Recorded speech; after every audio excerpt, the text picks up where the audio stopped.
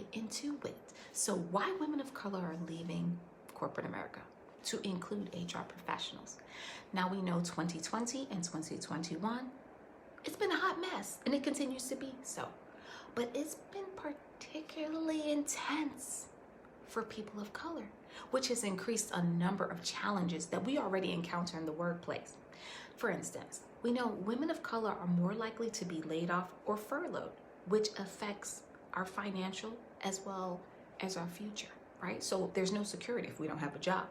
The pandemic reinforced the broken rung, which is just a really nice fancy way of saying that it's difficult for women to get into management positions so that we can have what? A seat at the table, because we need to be there to change this, right? So for every 100 males that get promoted to management, 58 Black women and 71 Latinas are promoted. So we definitely see, we're not at that 100 mark. We got to fix this. Now, sadly, women of color are continuously on guard, and we feel that we have to outwork or outperform our coworkers. 61% of Black and 51% of Asian women state that they feel the most pressure. It's no wonder that they are thinking of leaving the workforce. And again, it's just not other departments, HR is included.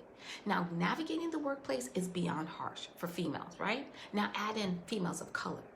It's getting harder and harder as time progresses. The lack of support and never-ending bias is a major concern. Now we know corporate leaders, they'd like to think that they're doing everything in their power to implement inclusion, foster diversity, yada yada, all the keywords, yet women of color are underrepresented in many Fortune 500 organizations, with men holding 2/3 of the board seats. Hey, I can't make this stuff up.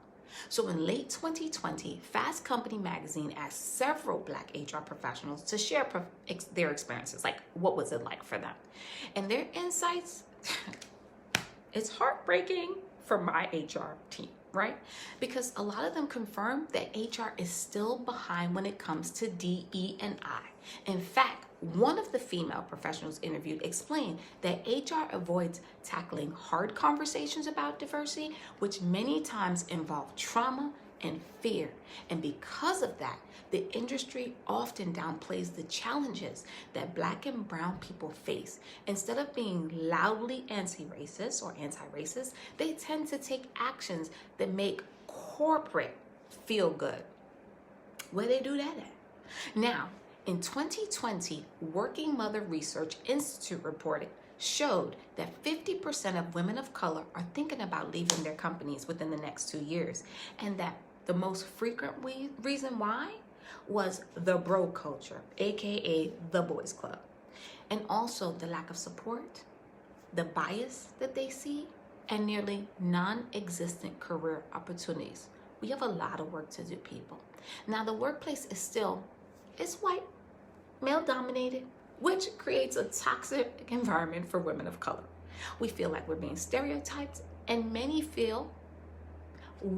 feel sometimes like we're not smart enough, that we have to work harder, and it's not a positive feeling sometimes. And I could say I felt that way at a lot of places that I've worked in the past. I have.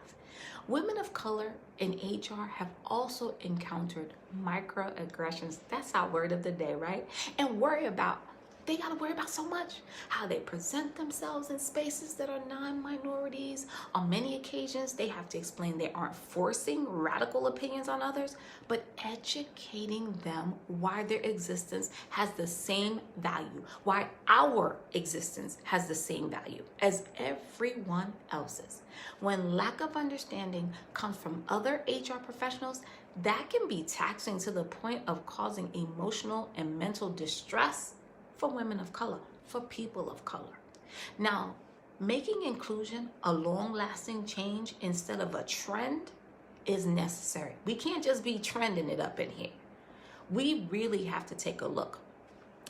Diversity, equity, inclusion, it has to be something we do. It can't be a nice to have. Many companies see it as an obligation rather than a human act of eliminating discrimination and contributing to equity and equality. Hello. So women of color will continue to leave the workforce, including my HR sisters, as long as equity is an appealing intention and not an efficient practice. Now I'm going to even take it a little further. Let's talk about some percentages, right? 19% of white people feel like they have been treated unfairly in hiring, pay, or promotion. 26% Asian, 29% Hispanic, Latino, Latinx, and 49% Black. And this is according to the Pew Research Center. Now, the percent of employees that felt like people acted like they weren't smart enough, oh, you're gonna like this. 26% were Caucasian, 36% were Asian, 48% Hispanic, 60% Black. Again, this is according to the Pew Research Center. Now, I can't make this stuff up, but I can say this. We are no longer in a space in this world where we can pretend that people of color don't exist. Nor should we, as people of color, have to come to work and feel as though we have to be something that we're not. Our hair is good enough. Our fly is good enough. Our Latin, because you know I'm Afro-Latina, so our salsa, our spice is good enough. And for my Asian, Pacific Islander family, all of us, and all of our glory from various different cultures, we are all good enough. And employers, it is time to really have these difficult conversations. I would advise everyone to get comfortable in being uncomfortable. It's your girl, Camille B. Enjoy your day.